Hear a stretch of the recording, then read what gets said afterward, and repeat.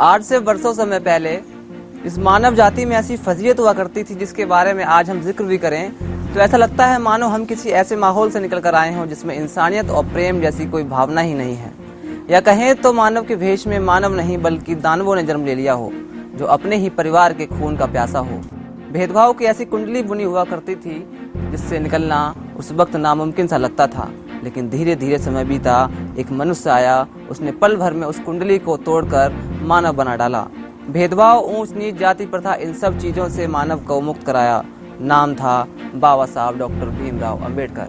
नमस्कार, मेरा नाम है पवन और आप देखना शुरू कर चुके हैं अंबेडकर नामा, जिसमें आज हम बात करेंगे भावना पर और समझेंगे कि क्यों आज़ादी के इतने वर्ष बाद भी किसी एक विशेष जाति धर्म को निशाना बनाया जा रहा है, क्योंकि किसी एक ही धर्म के लोगों की भावना आहत होती है। बाकी के धर्मों पर चाहे कुछ भी कहो, लेकिन भावना तो सिर्फ एक ही धर्म विशेष की होती है, या यूँ कहें कि भावना तो सभी धर्मों की आहत होती है, लेकिन कार्रवाई सिर्फ एक ही धर्म विशेष के लोगों पर की जाती है। भावना और भावना आहत होना, इन दोनों को समझने के लिए हमें समय में थोड़ा पीछे जाना होगा। मेरे साथ साथ चलेंगे तो आपको नजर आएगी एक तारीख, 20 मई 2022, जब दिल्ली यूनिवर्सिटी में पढ़ाने वाले इतिहास के प्रोफेसर रतन लाल को गिरफ्तार कर लिया गया। उन पर आरोप था कि उन्होंने हिंदू धर्म की भावनाओं को ठेस पहुंचाई है, उनको जान से मारने की धमकियां मिली। ठीक है, पुलिस का काम था, पुलिस ने किया, इस पर बाद में आएंगे। फिलहाल ये समझिए, रतन लाल की गिरफ्तारी और गिरफ्तारी के बाद धमकियां मिलना और उसके कुछ समय बाद बीजेपी के लोगों द्वारा मुस्लिमों पर अभद्र टिप्पणी की गई।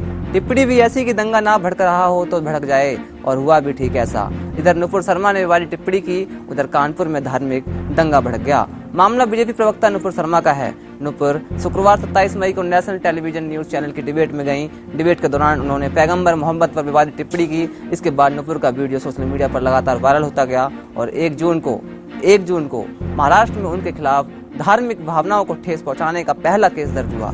इसके बाद 2 जून को ही महाराष्ट्र में उनके खिलाफ दूसरा मामला दर्ज होता है। विवाद को बढ़ता देख बीजेपी ने 5 जून को नुपुर शर्मा को पार्टी से निलंबित कर दिया। यहाँ तक तो सब ठीक है।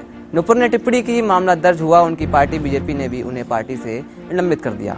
अब आप क्या सोच रहे हैं? आप सोच रहे होंगे कि सब ठीक तो है, केस भी दर्ज हो गया, पार्टी से निलंबित भी हो गई, फिर दिक्कत कहाँ है?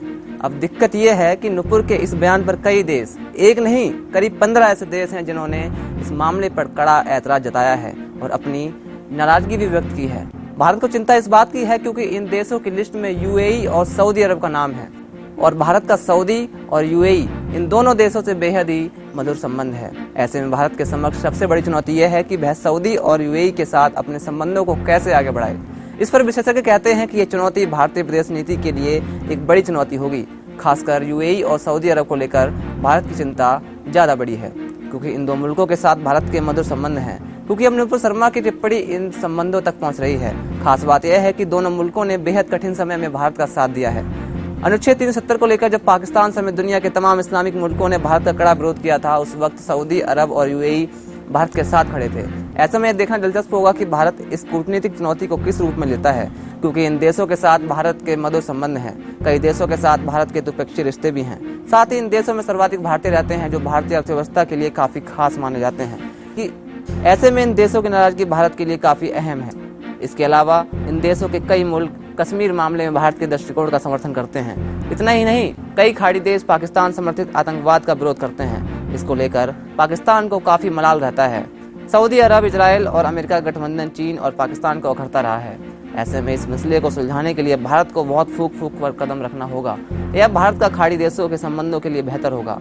साथ ही आपको बताते चलें कि वर्ष 2021 और वर्ष 2022 में इन दोनों देशों के बीच करीब 154.73 अरब डॉलर का व्यापार हुआ। इसमें भी संयुक्त अरब अमीरात के साथ 60 अरब और सऊदी अरब के साथ 34 अरब डॉलर का वार्षिक व्यापार रहा। भारत अपनी ऊर्जा सुरक्षा के लिए बड़े स्तर पर खाड़ी देशों पर निर्भर है।